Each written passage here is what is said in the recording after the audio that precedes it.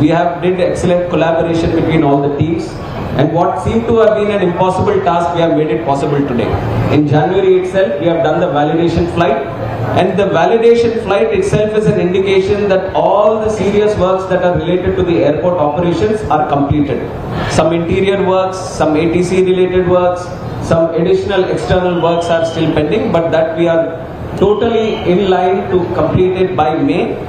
And the vision is to inaugurate this airport through our Honorable Prime Minister, world's most popular leader, Narendra Modi ji. We want him to come here and inaugurate this airport, so that is the plan. And I'm very happy to share that the speed of construction or the kind of standards that we have maintained as this airport is going to cater for the aspirations and ambitions of this area. And this is a long pending project. And our vision is only not to provide additional connectivity through this project. Our vision is to expand this aero services network that we are creating in Bhogapuram by also giving MRO services, by also having additional aviation related services in the vicinity. And for this very aspect, the state government of Andhra Pradesh has created 500 acres of land right next to the airport. You are seeing that how the number of aircrafts are going to increase in the country in the coming years.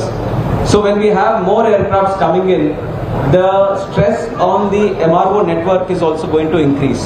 So we foresee that Visakhapatnam, this Bhogapuram airport, should be one of the major hubs for MRO network in the country also.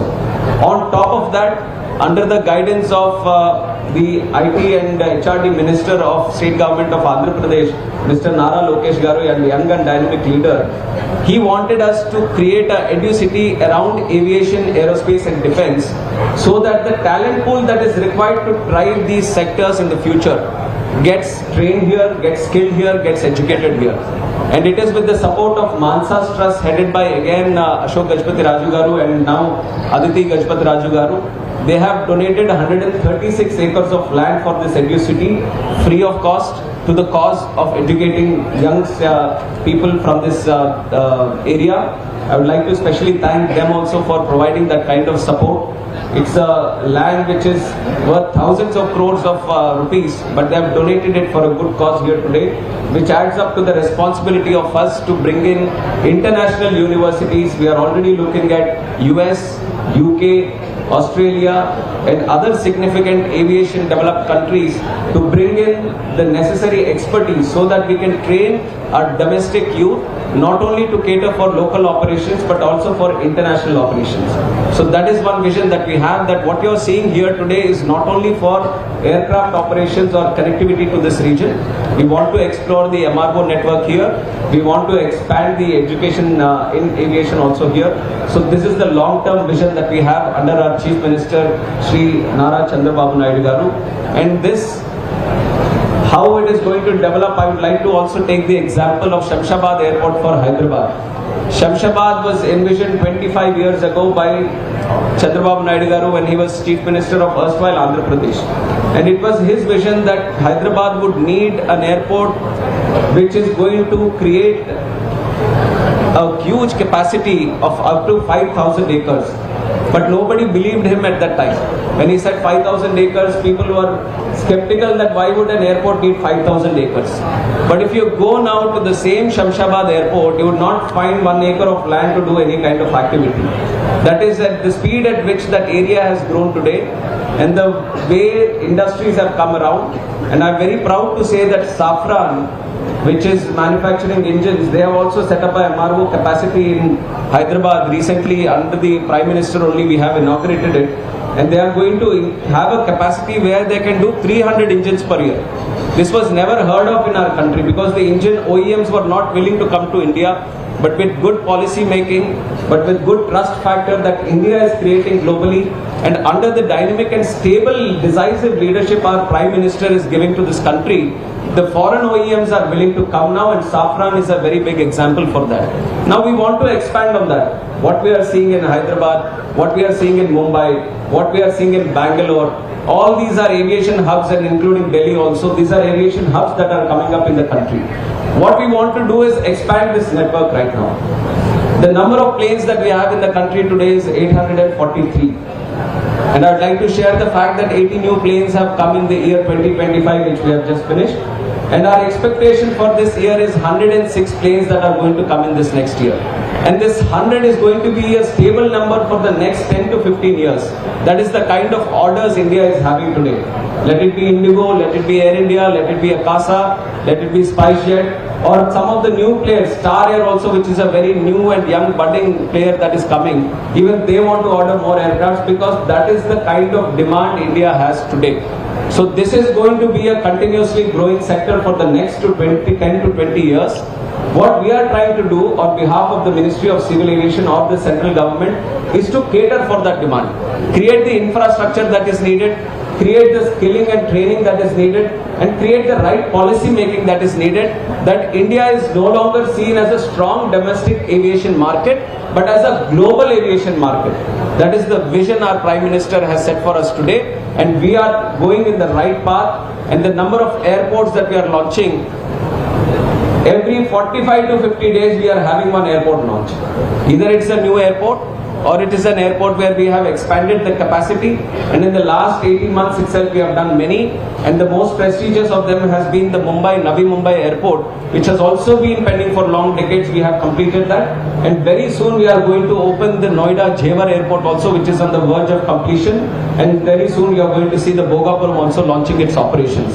So you are seeing how, with a vision to look into the future, we are creating the airports today. US has up to both private, government, all the airports included, up to 4,000 airstrips they have. China also has roughly around the same figure.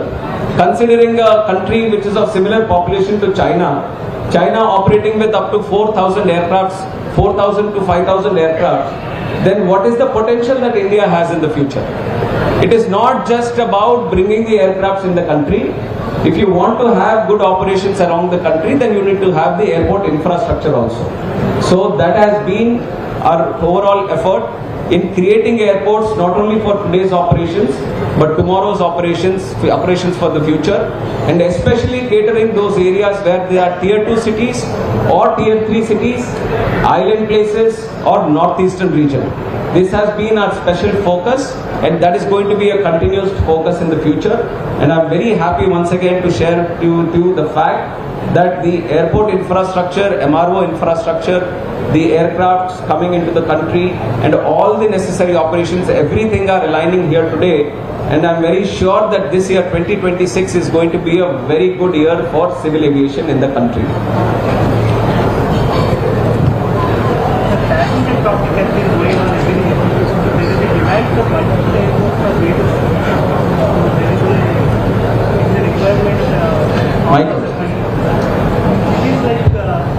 Cities like New York, London, they have multiple airports.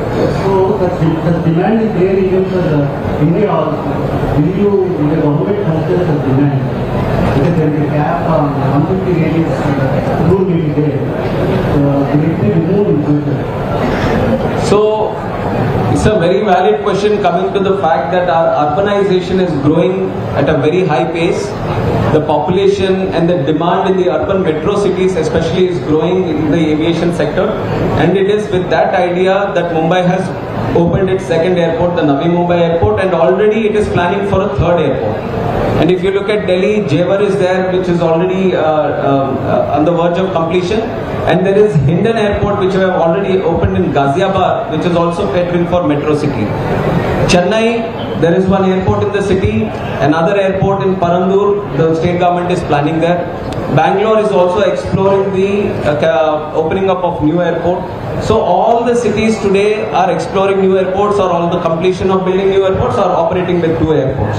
And that is exactly the effort from the civil aviation also, ministry also, that we need to push the states, especially these metro cities, into having these multiple airports, especially going into second airport also, so that the operations expand and the demand that is being generated there is catered. When it comes to the 150 kilometer radius policy, this is a policy through which we start building the airport, and once the capacity is saturated, the clause no longer holds.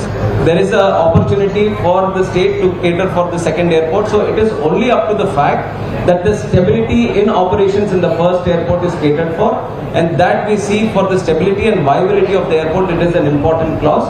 But it is not restricting anyone once the capacity has been saturated to stop building another airport. Sir.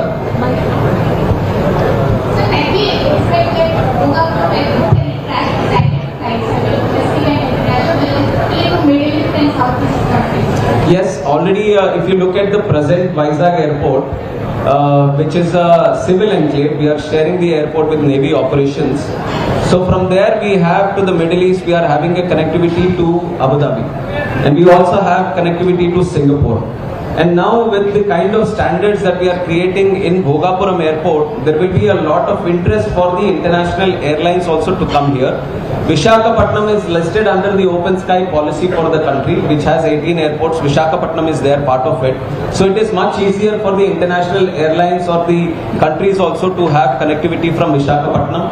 And I, coming from this area, I have extra responsibility to provide that connectivity. Right now we have 33 operations every day happening from Vizag airport. All those operations are going to shift here. On top of that, we have seen that the Indigo, Air India, they are showing lot of interest to improve the operations in the next 6 months by the time this opens, both domestic and in terms of international. Because the area that this is going to cater for is going to increase. What used to be a Vizag-centric airport, now is a Uttarandhra, North Andhra-centric airport. So we are adding the catchment areas getting much bigger. So they see the demand growing up from here.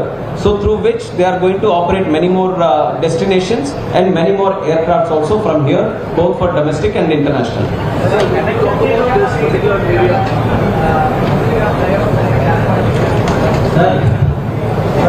Shamshabad airport వెళ్ళడానికి చాలా మటుకు వరకు కూడా ఈజీగా ఉండేందుకు flyovers అనేవి ఏర్పాటు చేస్తుంది.